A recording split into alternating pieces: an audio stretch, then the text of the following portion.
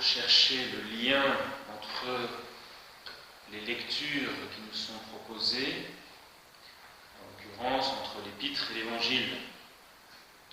Parce que l'Église dispose avec sagesse les textes de l'Écriture sainte et nous les propose à notre méditation. Ici, le lien entre l'Épître de saint Paul aux Éphésiens et l'Évangile, c'est cet habit de noces.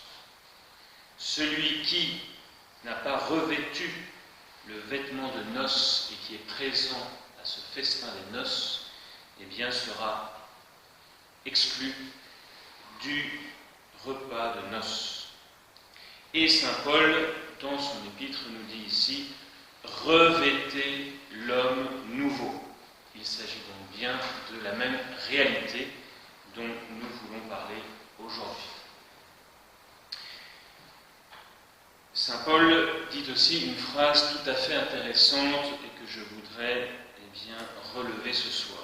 Saint Paul nous dit « Êtes-vous en colère, ne péchez point, que le soleil ne se couche pas sur votre colère, et ne donnez pas prise au diable. » Donnez prise au diable.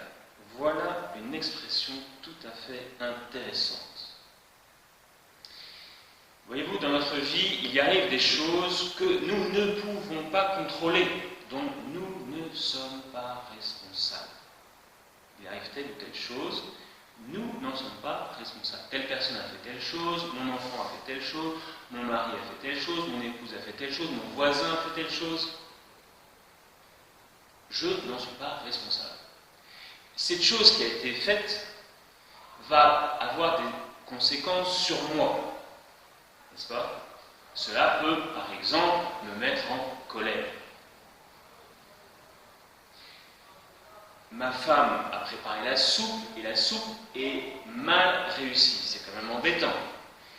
Le mari rentre du travail, et la soupe est mauvaise. Bon, ça le met en colère. On peut le comprendre. On peut le comprendre. Et saint Paul nous dit, êtes-vous en colère, ne péchez point. Qu'est-ce que cela veut dire ne péchez pas? Qu'est-ce que cela veut dire ne donnez pas prise au diable? Il nous dit que vous soyez en colère parce que la soupe de votre femme n'est pas bonne ce soir, ce n'est pas un péché, ce n'est pas grave. C'est la réaction naturelle de l'homme qui préférait avoir une bonne soupe le soir. Donc cette réaction-là, elle est normale. Elle n'est pas pécamineuse en soi. Le problème, c'est si j'entretiens volontairement la colère en moi. Ça, c'est tout à fait différent. J'ai une première réaction tout à fait naturelle qui est de me mettre en colère.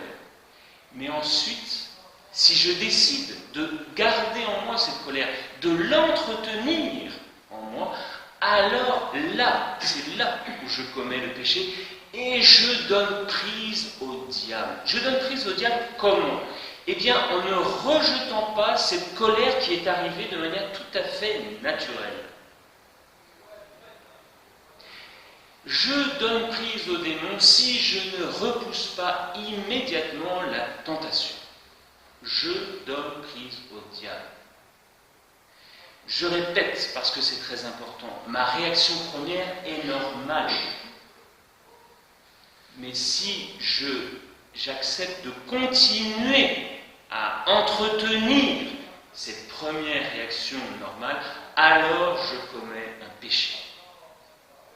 Et je donne prise au diable si je ne lutte pas et que je décide, non pas de pardonner à ma femme, qui n'y est là, d'ailleurs peut-être pour rien. Et si je me couche sur cette colère, alors là je donne prise au diable. Alors que si je décide, avant que la nuit soit tombée, de laisser la colère de côté et de pardonner à ma femme qui a peut-être mal fait la soupe, alors je ne donne pas prise au diable. Je crois que si nous avons compris cela, alors nous ne nous étonnerons plus de nos premières réactions naturelles. Par exemple la colère, et nous aurons compris que, une fois que j'ai ressenti en moi cette réaction, eh bien je décide, par un acte de la volonté, de ne pas continuer à entretenir cette première réaction.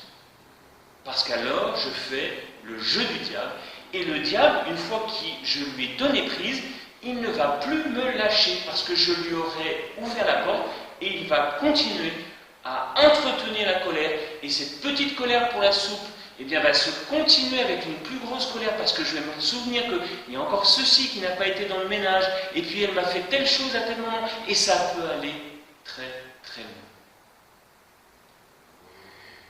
Alors, mes bien chers frères, ne donnons pas prise au diable.